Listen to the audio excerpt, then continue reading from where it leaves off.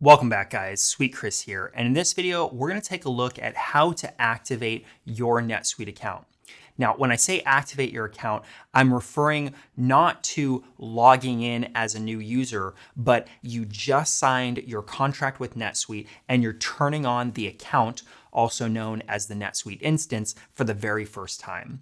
So the procedure is not complicated. It's also not wildly different from a new user or a new administrator logging in for the first time. There's a couple key differences, but most importantly, there's a time sensitivity aspect. So if you do not activate your account within 30 days, you actually create quite a bit of hassle for yourself and most likely for your implementation team. So in this video, I'm going to walk you through that process, and it really starts with the email that is sent upon the completion of the contract.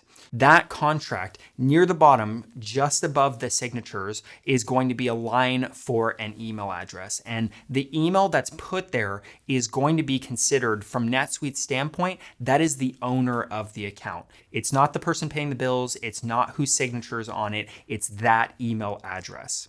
And that is the address that's going to receive an email within 1 to 4 days after that contract is submitted to NetSuite.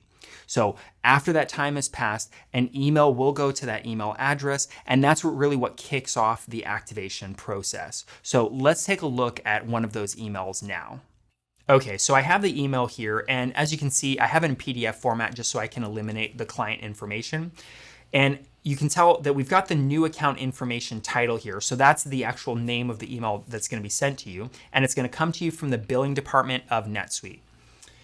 And that's part of the problem right here, is just the fact that this title does not put any emphasis or urgency on this email. And especially if you look at this first page here, it looks like a bland welcome email that you get from NetSuite. So it's very easy to overlook, which is why most clients don't realize that it's time sensitive.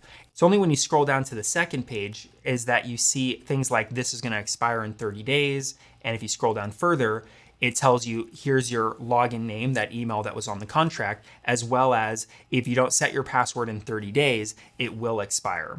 If you expire it, you have to contact them, put in a support ticket. It takes some time on their end. Usually at that point, the consultants are trying to get into the account, so it just creates an unnecessary hassle. So assuming you click on this, obviously this is an old client email, so I've set this up separately in NetSuite. If you click on this, it's going to bring you to this page where you set your password for this account. So let's come up here, and I'm going to set my password. You put it in twice, as with any password. Once you have that and you fit all of these password criteria, then you can hit continue. You'll then be brought to this page where, as you can see, an email has been sent to your account email, and it has a verification code in it. So let's come up here to our email. We can see we've received this verification code. So let's click on that. We've got the code right here. So I'll highlight that and bring it back in here, input the code, and hit submit. And now it's going to put us through the two-factor authentication setup. So you want to make sure you get to this point with an authenticator already, whether it's on your computer or on your phone. You want to make sure that's set up ahead of time so you're not scrambling in the moment. You can use authenticators from Oracle, Google has one, Apple. There's lots of different ones out there. They all work relatively the same, so I wouldn't say one has preference over the other. Just make sure you have one you're comfortable with. So as we come here, it basically says, make sure you have an authenticator ready to go. Now you can skip this step, but it's highly recommended that you go through the process normally, especially since it's the first time you're setting up this account. Just go through all the steps. Don't try to short circuit. So we've got an authenticator ready to go. I have my phone here. So I'm going to hit next, and it gives us the QR code. So I'm going to open up my authenticator, and I'm going to hit the plus sign. Regardless of what authenticator, there's always going to be a button that makes new authentication. You put this over the QR code, and it'll immediately generate that new authentication. So I have that now on my phone for this current email address, and I can take the code that's sitting right there with the clock that's winding down, and I can put in this access code. And also note, we have this authentication key up here.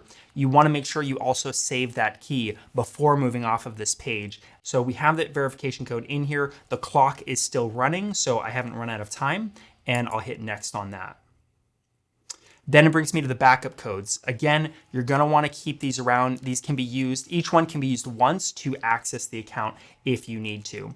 So this is something where it does allow you to print it, but that's not highly secure. It's better if you use something like a password protector to actually save the passwords you've made so far, as well as these backup codes.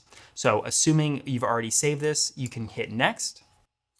At which point it actually brings you into your NetSuite account and it asks you to set security questions. That's very standard. There's nothing unusual about it. You just put in the information. You can hit remind me later, but again, if you're logging in and accessing and activating the NetSuite account for the first time, I recommend you just go through all the steps and don't do something unusual or try to skip steps.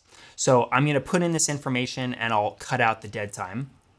All right, and with that set, I should also mention, if you want to have an extra level of security, you can put answers that don't even relate to the questions. As long as you keep the information properly secure in your password manager, then that's the highest level of security you could have with these security questions. So we're going to save that. And we're now officially in our NetSuite account. One thing I want to point out on this dashboard is if you come down here on the left, right here we have a settings portlet is what it's called. And this is where you can do things like you can change your password, your two-factor authentication setup, your backup codes, security questions, all of these things related to how you access your account or even personalization for it can be set on this portlet. And that's it for activating your NetSuite account. Now, if you've watched the video up until this point and it's been relevant for you, then no doubt you are somewhere early on in your implementation process. So I want to make sure you're aware of several resources that you can take advantage of. First off being the NetSuite implementation guide that I made. It's about 35 minutes long. It's a free guide that basically walks you through what you can expect for your implementation and also gives you tips on increasing the likelihood of a successful implementation. So I highly recommend you take advantage of that free guide. And I have almost a dozen additional courses covering everything from general courses for new users all the way over to specific roles like accountants and administrators. So if you are going through an implementation with your team, then you should by all means take advantage of those courses and make sure that you can have as smooth and hopefully as painless as an implementation as possible. So with that, I hope to see you in the next video.